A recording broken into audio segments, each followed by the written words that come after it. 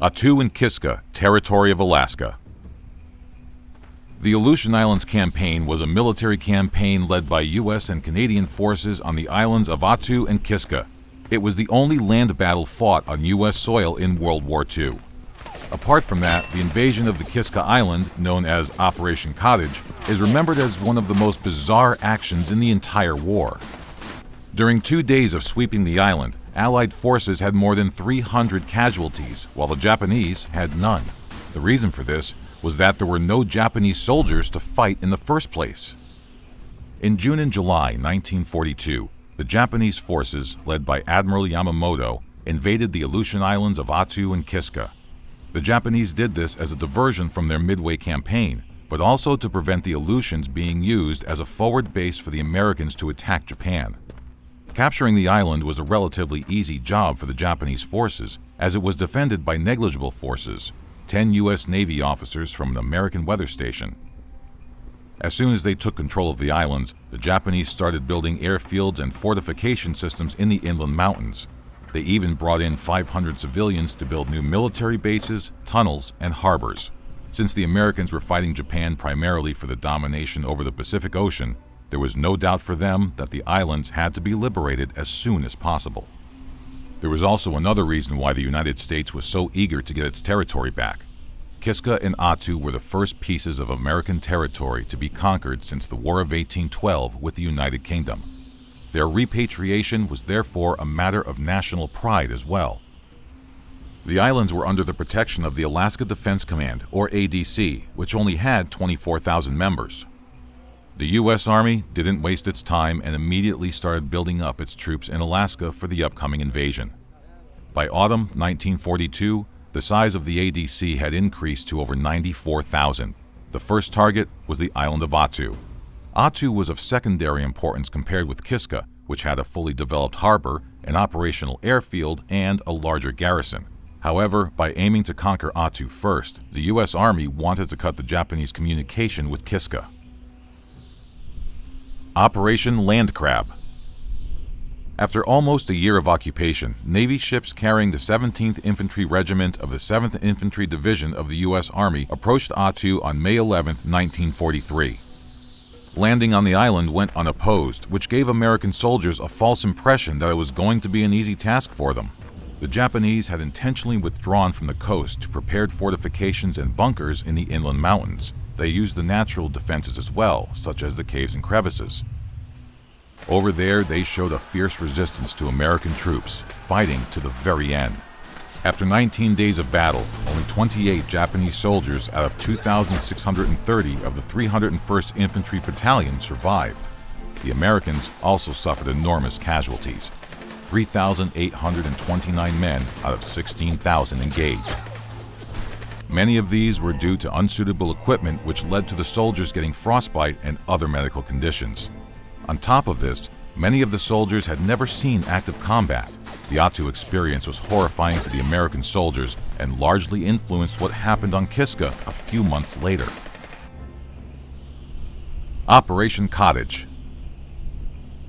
Aerial reconnaissance of Kiska recorded a whole system of fortifications similar to those on Attu. Besides, intelligence estimated that they were to expect around 10,000 Japanese soldiers.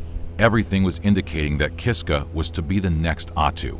However, in late July, reconnaissance planes recorded reduced Japanese activity on the island. There was almost no anti-aircraft fire, no movements in the harbor, and destroyed buildings were not repaired. Even radio communications were missing. The radio signals stopped entirely on July 28th. However, the signals of something being very wrong were ignored by Vice Admiral Kinkaid. This might have been because the Americans had the events of Attu fresh on their minds. During July, the U.S. Air Force and Navy had conducted severe bombings and shellings of the island, leading some officers to think that this may have forced the Japanese to leave the island. Vice Admiral Thomas Kinkaid, who was in charge of the entire operation, had a different impression. He thought that the Japanese had withdrawn to their labyrinth of tunnels and trenches inland, as they did on Attu. For him, there was no doubt that the Americans would have to fight bitterly for the island. For the liberation of Kiska, the U.S. Army engaged more than 34,000 soldiers of the 7th Infantry Division, including the 17th Infantry Regiment, the 53rd Infantry Regiment, the 184th Infantry Regiment, the 4th Infantry Regiment, the 87th Mountain Infantry Regiment, and the 1st Special Service Force. Except for the 1st Special Service Force, this force consisted of young and inexperienced soldiers. For most, this was their first combat experience. For the invasion of Kiska, U.S. forces were reinforced by 5,300 Canadians of the 13th Royal Canadian Infantry Brigade, codenamed the Green Light Force. This unit included the Winnipeg Grenadiers, the Rocky Mountain Rangers, the Canadian Fusiliers, and other smaller formations. On August 15, 1943, American troops began their landing operation on the middle part of the island, coming from the north. Their entire operation went badly from the start, as ships carrying tanks became stranded because of poor tide calculations. Stranded ships then caused a traffic jam, causing a great delay. Luckily, for the Allied forces, their landing was unopposed, as there was no Japanese resistance. However, this didn't give the American soldiers any peace of mind. They were well aware that they were in the same situation as their comrades were on Attu. Dense fog and extremely cold winds increased the feeling of anxiety and disorientation. On August 16th, American soldiers began moving inland. On the same day, northwest from their positions, the Canadians began their landing operation. As both contingents were moving slowly through dense fog and cold rain, they found no Japanese resistance.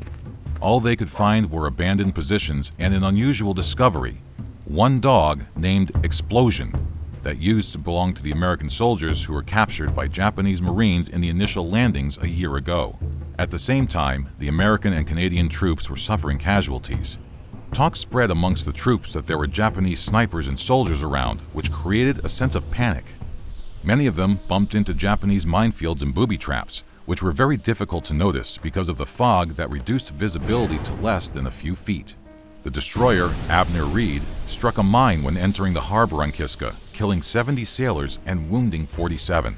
But adding greatly to the disaster was when many of the killed and wounded soldiers were victims of sporadic friendly fire. As soon as troops landed, they spread out through the thick fog.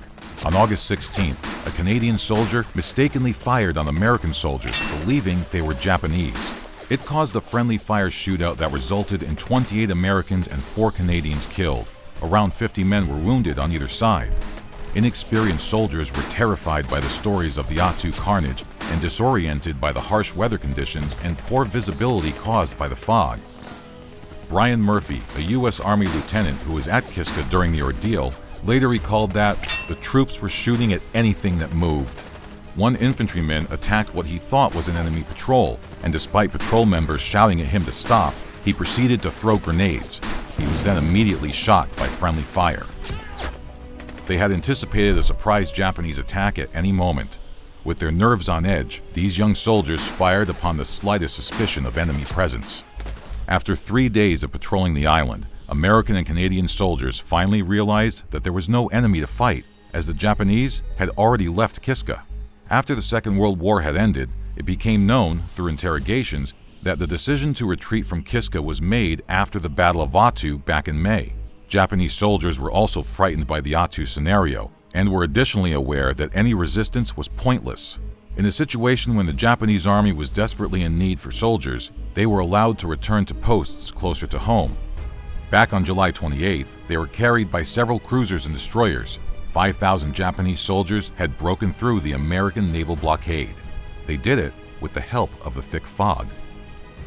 Operation Cottage was met with condemnation in the American press, even though the islands were liberated from the enemy. 92 killed in action and 221 wounded soldiers was a lot to take in for a battle with no enemy present. Lessons were learned from Operation Cottage, and the disastrous landing operations proved to be a good drill for similar campaigns until the end of the war.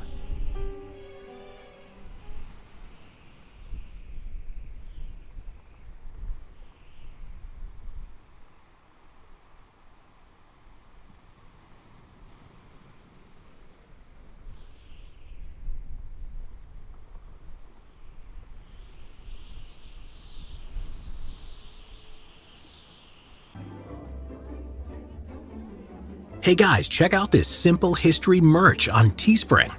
There's t-shirts, mugs, stickers, phone cases, and much more. Link in the description below.